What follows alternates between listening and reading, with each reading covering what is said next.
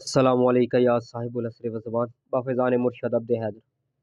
ਮੋਮਿਨ ਦੇ ਉੱਤੇ ਅਹਿਸਾਨ ਅਸਲ ਦੇ ਵਿੱਚ ਮੌਲਾ ਦੇ ਉੱਤੇ ਅਹਿਸਾਨ ਹੁੰਦਾ ਹੈ। ਇਹ ਅਕਸਰ ਲੋਕਾਂ ਦਾ ਸਵਾਲ ਹੁੰਦਾ, ਮੈਨੂੰ ਪੁੱਛਦੇ ਨੇ ਕਿ ਸਾਡਾ ਮਾਂ ਪਿਓ ਬੜਾ ਗੁਨੇਗਾਰ ਸੀ, ਕਿਆ ਉਹ ਬਖਸ਼ਿਆ ਜਾ ਸਕਦਾ ਹੈ, ਕਿਆ ਉਹ ਜੰਨਤ ਜਾ ਸਕਦਾ ਹੈ? ਸਾਡਾ ਰਿਸ਼ਤੇਦਾਰ ਸੀ, ਕੀ ਕਰੀਏ, ਹੈ ਤੇ ਮੋਮਨ ਨਹੀਂ ਸੀ ਲੇਕਿਨ ਹੈ ਅੱਛਾ ਬੰਦਾ ਸੀ, ਸਾਡੇ ਨਾਲ ਮੁਹੱਬਤ ਕਰਦਾ ਸੀ, ਉਹ ਕਿਆ ਬਖਸ਼ਿਆ ਜਾ ਸਕਦਾ ਹੈ? ਅਕਸਰ ਲੋਕ ਮੈਨੂੰ ਅਕਸਰ ਸਵਾਲ ਕਰਦੇ ਨੇ ਤੇ ਮੈਂ ਕਿਹਾ ਉਹਨਾਂ ਵਾਸਤੇ ਵੀਡੀਓ ਬਣਾ ਦੇਵਾਂ। ਇਹ ਮੌਲਾ ਦਾ ਫਰਮਾਨ ਨੇ, ਇਹਨਾਂ ਵਿੱਚ ਵੀਡੀਓ ਬਣ ਰਹੀ ਹੈ ਤੇ ਫਰਮਾਨ ਸੱਚੇ ਨੇ। ਠੀਕ ਹੈ, ਮੌਲਾ ਦਾ ਫਰਮਾਨ ਹੈ ਸੱਲੱਲਾਹੁ ਅਲੈहि ਵਸੱਲਮ, ਸਾਡੇ ਦੁਸ਼ਮਣ ਦੇ ਜਨਾਜ਼ੇ ਤੇ ਨਾ ਜਾਣਾ। ਅਗਰ ਜਨਾਜ਼ੇ ਤੇ ਚਲੇ ਵੀ ਜਾਓ ਪਰ ਦੁਆ ਵਾਸਤੇ ਹੱਥ ਨਾ ਉਠਾਣਾ। ਅਗਰ ਹੱਥ ਚੁੱਕ ਵੀ ਲਏ ਤੇ ਆਮੀਨ ਨਾ ਕਹਿਣਾ, ਵਰਨਾ ਸਾਨੂੰ ਬਖਸ਼ਣਾ ਪੈ ਜਾਏਗਾ। ਓਏ ਹੋਏ, ਐਡੀ ਖਤਰਨਾਕ ਹੱਦ ਤੱਕ ਕਰੀਮੀ ਕਿ ਮੌਲਾ ਦਾ ਦੁਸ਼ਮਣ ਹੈ। ਓਏ ਹੋਏ, ਮੌਲਾ ਦਾ ਦੁਸ਼ਮਣ ਹੈ। ਮੌਲਾ ਫਰਮਾਉਂਦੇ ਨੇ ਆਮੀਨ ਕਹਿਤਾ ਤੇ ਸਾਨੂੰ ਬਖਸ਼ਣਾ ਪੈ ਜਾਣਾ ਜੀ। ਫਰਮਾਇਆ ਸਾਡੇ ਦੁਸ਼ਮਣ ਤੋਂ ਕਰਜ਼ ਨਾ ਲੈਣਾ, ਤੁਸੀਂ ਤੇ ਕਰਜ਼ ਵਾਪਸ ਵੀ ਦੇ ਦੋਗੇ ਪਰ ਅਸੀਂ ਜਿਹੜੇ ਮਕਰੂਜ਼ ਹੋ ਜਾਵਾਂਗੇ, ਸਾਨੂੰ ਉਹ ਬਖਸ਼ਣਾ ਪੈ ਜਾਣਾ। ਓਏ ਹੋਏ ਹੋਏ, ਐਡਾ ਵੱਡਾ ਦੁਸ਼ਮਣ ਹੈ ਮੌਲਾ ਦਾ।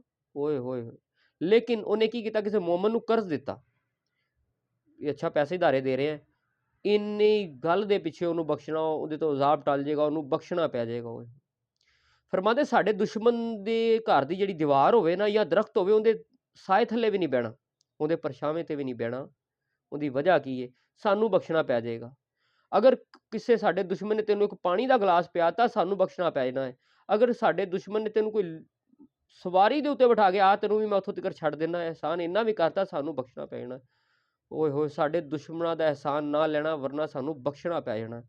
ਓਏ ਚੱਲਿਓ, ਇਹ ਤੇ ਉਹ ਚੀਜ਼ਾਂ ਨੇ ਕਿ ਜਿਹੜੀਆਂ ਦੁਸ਼ਮਣ ਜਿਹੜੇ ਬਾਹਰ ਦੇ ਦੂਰ ਦਰਾਜ਼ ਦੇ, ਜਿਹੜੇ ਕਦੀ ਕਿਤੇ ਕੰਮ ਆਇਆ, ਜਦੋਂ ਤੁਹਾਨੂੰ ਕੋਈ ਲਿਫਟ ਦੇ ਦਿੱਤੀ, ਤੁਹਾਨੂੰ ਪਾਣੀ ਦਾ ਗਲਾਸ ਪਿਆਤਾ, ਤੁਹਾਨੂੰ ਕੋਈ 2000 10,000 ਉਧਾਰ ਦੇਤਾ, ਜਿਹੜਾ ਵਾਪਸ ਵੀ ਲੈ ਲਿਆ, ਤੇ ਮੌਲਾ ਫਰਮਾਉਂਦੇ ਸਾਨੂੰ ਉਹ ਬਖਸ਼ਣਾ ਪੈ ਜਾਣਾ ਹੈ।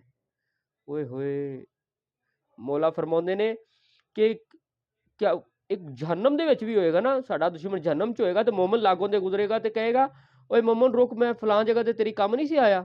ਫਰਮਾਇਆ ਸਾਨੂੰ ਗੱਲ ਨਾਗਵਾਰ ਗੁਜ਼ਰੇਗੀ ਕਿ ਸਾਨੂੰ ਉਹ ਬਖਸ਼ਣਾ ਪੈ ਜਾਣਾ, ਉਸ ਬੰਦੇ ਨੂੰ ਬਖਸ਼ਣਾ ਪੈ ਜਾਣਾ। ਓਏ ਹੋਏ, ਕਿੰਨੀ ਖਤਰਨਾਕ ਹੱਦ ਤੱਕ ਕਰੀਮੀ ਮੌਲਾ ਦੀ, ਕਿੰਨੀ ਖਤਰਨਾਕ ਹੱਦ ਤੱਕ।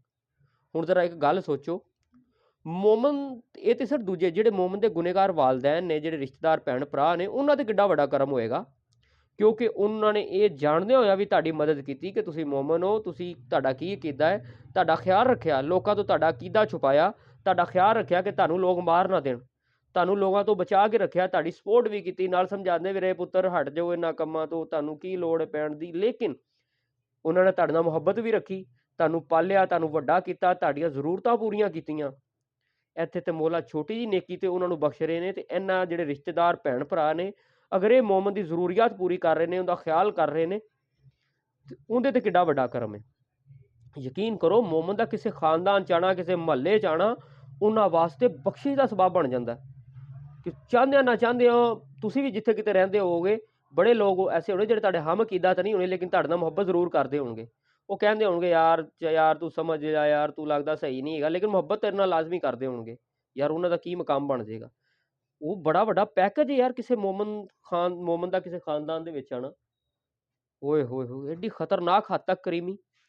ਹੁਣ ਉਹ ਗੱਲ ਸਮਝ ਆਈ ਜਿਹੜੇ ਕਹਿੰਦੇ ਕਿ ਸਾਡੇ ਮਾਂ ਪਿਓ ਦਾ ਕੀ ਬਣੇਗਾ, ਸਾਡੇ ਭੈਣਾਂ ਭਰਾਵਾਂ ਦਾ ਕੀ ਬਣੇਗਾ। ਉਹ ਚੱਲਿਓ, ਉਹਨਾਂ ਤੇ ਕਰਮ ਹੋਣਾ ਸੀ ਤਾਂ ਹੀ ਤੇ ਤੁਹਾਨੂੰ ਉਸ ਖਾਨਦਾਨ ਦੇ ਵਿੱਚ ਭੇਜਿਆ, ਕਿ ਉਹ ਤੁਹਾਡੇ ਨਾਲ ਮੁਹੱਬਤ ਕਰਦੇ ਸੀ, ਤੁਹਾਡੇ ਤੇ ਮਾਲ ਖਰਚ ਕਰਦੇ ਸੀ, ਠੀਕ ਹੈ, ਤੁਹਾਡੇ ਨਾਲ ਪਿਆਰ ਕਰਦੇ ਸੀ। ਤੇ ਗੱਲ ਪਤਾ ਕੀ ਹੈ, ਅਸਲ 'ਚ ਤੁਸੀਂ ਮੋਮਨ ਬਣੋ ਤੇ ਸਹੀ, ਪਹਿਲੇ ਆਪਣੇ ਆਪ ਨੂੰ ਮੋਮਨ ਬਣ ਕੇ ਤੇ ਵਿਖਾਓ, ਫਿਰ ਜਿਹਨੂੰ ਚਾਹੇਗਾ ਅਜ਼ਾਬ ਤੋਂ ਬਚਾ ਲੈਣਾ। ਓਏ ਹੋਏ, ਕੋਈ ਛੋਟੀ ਜੀ ਗੱਲ ਹੈ। ਜਿਹਨੂੰ ਦਿਲ ਕਰੇਗਾ, ਤੁਹਾਡਾ ਦਿਲ ਕਰੇਗਾ ਨਹੀਂ ਯਾਰ ਮੈਂ ਬਚਪਨ ਸੀ ਮੇਰਾ, ਮੈਂ ਫਲਾਣਾ, ਮੈਨੂੰ ਬੜੀ ਮੁਹੱਬਤ ਸੀ, ਪਰ ਉਹਦਾ ਤੇ ਅਕੀਦਾ ਹੋਰ ਸੀ। ਜੇ ਤੇਰੇ ਦਿਲ 'ਚ ਮੁਹੱਬਤ ਹੈ ਨਾ, ਤੇ ਫਿਰ ਮਾਲਕ ਛੱਡਣ ਨਹੀਂ ਲੱਗਾ, ਉਹਨੂੰ ਵੀ ਬਚਾ ਲੇਗਾ। ਅਗਰ ਉਹਨੇ ਤੇਰੇ ਤੇ ਕੁਛ ਵੀ ਨੇਕੀ ਕੀਤੀ ਹੋਈ ਨਾ, ਬਚਾ ਲੇਗਾ।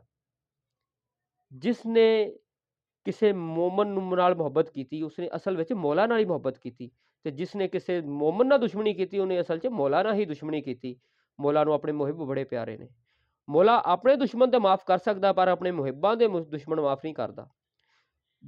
ਐਡੀ ਖਤਰਨਾਕ ਹੱਦ ਤੱਕ ਕਰੀਮੀ। ਲੇਕਿਨ ਇੱਕ ਗੱਲ ਏ, ਹੁਣ ਜ਼ਰਾ ਗੈਰਤਮੰਦ ਬੰਨਾ, ਜ਼ਰਾ ਸੋਚਣਾ ਏ, ਤੁਹਾਨੂੰ ਕੋ ਆਪਣਾ ਦੁਸ਼ਮਣ ਛੱਡਿਆ ਜਾਂਦਾ? ਨਹੀਂ ਨਾ ਛੱਡਿਆ ਜਾਂਦਾ। ਤੁਸੀਂ ਆਪਣੇ ਦੁਸ਼ਮਣ ਨੂੰ ਮਾਫ ਕਰ ਸਕਦੇ ਹੋ? ਨਹੀਂ ਕਰ ਸਕਦੇ। ਤੁਹਾਡਾ ਬੜਾ ਵੱਡਾ ਜਿਗਰਾ ਚਾਹੀਦਾ ਤੁਹਾਡੇ ਆਪ ਨੂੰ, ਜਿੰਦੇ ਵਾਸਤੇ ਤੁਸੀਂ ਸਾਲਾਂ ਸਾਲ ਕੋਸ਼ਿਸ਼ ਕੀਤੀ ਹੋਵੇ ਕਿ ਮੈਂ ਇਹਦੇ ਤੋਂ ਬਦਲਾ ਲੈਣਾ, ਮੈਂ ਇਹਦੇ ਕੋਲ ਬਦਲਾ ਲੈਣਾ ਤੇ ਜਦੋਂ ਬਦਲਾ ਲੈਣ ਦੀ ਵਾਰੀ ਆਵੇ, ਤੁਹਾਡੇ ਕੋਲ ਤਾਕਤ ਆਵੇ ਤੇ ਤੁਹਾਡੇ ਕੋਲ ਕੋਈ ਬੰਦਾ ਆ ਕੇ ਕਹੇ ਜੀ ਇਹਨੂੰ ਮਾਫ਼ ਕਰ ਦੇ, ਦੱਸੋ ਉਹ ਜਿਹੜੀ ਅਜ਼ੀਅਤ ਦੇ ਵਿੱਚ ਇੰਨੇ ਸਾਲ ਗੁਜ਼ਰੇ ਨੇ ਉਹ ਕਿੱਧਰ ਜਾਣਗੇ। ਲਿਹਾਜ਼ਾ ਗੱਲ ਤੇ ਇਹ ਆ ਕਿ ਅਗਰ ਤੁਹਾਨੂੰ ਪਤਾ ਨਾ ਕਿ ਸਾਡੇ ਮੌਲਾ ਦਾ ਦੁਸ਼ਮਣ ਹੈ ਤੇ ਫਿਰ ਗੈਰਤਮੰਦ ਬਣੋ, ਕਿਉਂਕਿ ਮੌਲਾ ਦੇ ਦੁਸ਼ਮਣਾਂ ਨੂੰ ਬਖਸ਼ਾਉਣ ਦੇ ਵਿੱਚ ਫਿਰ ਤੁਹਾਡਾ ਹੱਥ ਹੈ। ਤੁਸੀਂ ਕਿਉਂ ਉਹਨਾਂ ਦੀ ਹੈਲਪ ਲੈ ਰਹੇ ਹੋ, ਤੁਸੀਂ ਕਿਉਂ ਉਹਨਾਂ ਤੋਂ ਕਰਜ਼ ਲੈ ਰਹੇ ਹੋ, ਤੁਸੀਂ ਕਿਉਂ ਉਹਨਾਂ ਤੋਂ ਅਹਿਸਾਨ ਲੈ ਰਹੇ ਹੋ। ਗੱਲ ਆ ਗਈ एडी खतरनाक हद तक करीमी। बाकी गल तो ਉਹ आ गई कि मुल मैं गल यार इस तो भी खतरनाक सी। तुसी शार्टकट शायद गल सुनी होवे, मैं शार्टकट सुना रहा, पूरी नहीं सुना रहा। मौला ने एक बंदा गया मौला की महफिल च, मौला ने फरमाया कल तू साडे ते बड़ा बड़ा जुल्म किया। मैं गल पूरी नहीं सुनानी, शार्टकट सुनानी है कि सरकार की कह फरमाया तेरी वजह तो कल सानू एक बंदे तो अजाब चुकना पै गया। क्या मौला मैं तो ऐसा कोई काम नहीं किया। फरमाया कल तू कब्रिस्तान गया सा। हाँ मैं गया सा। फरमाया तू उत्थे कबर दे नाल बह के कोई काम कीता सी कबर दे नाल बह के? वैसे तू थोड़ी देर बैठा सा। हाँ जी मौला मैं वाकई बैठा था। फरमाया तेरे उस काम दे सदके जिहड़ा कि फजूल जिहा काम सी, तेरा एक फजूल जिहा काम सी, तेरे उस काम दे सदके सानू उहदे तो अजाब चुकना पै गया।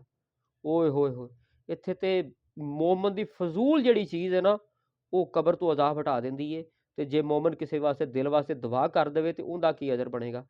पर मैं फिर कहना है बस तू मोमन बन ते सही, तू अपने आप दिल ते हथ रख के कह ते सही मैं मोमन हो गया वां।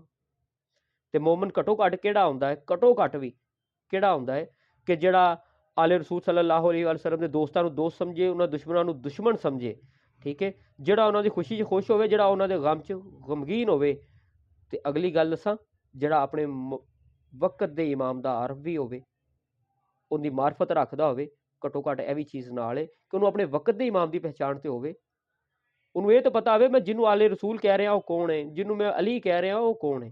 क्योंकि तुहाडा अली ते अज दा मौला इमामे ज़माना है ना। ठीक है, जिन्नूं इमाम महदी कहदे हो। ते गल करन दा मकसद है यार तू मोमन बन ते सही, मौला दा नासर बन ते सही तू।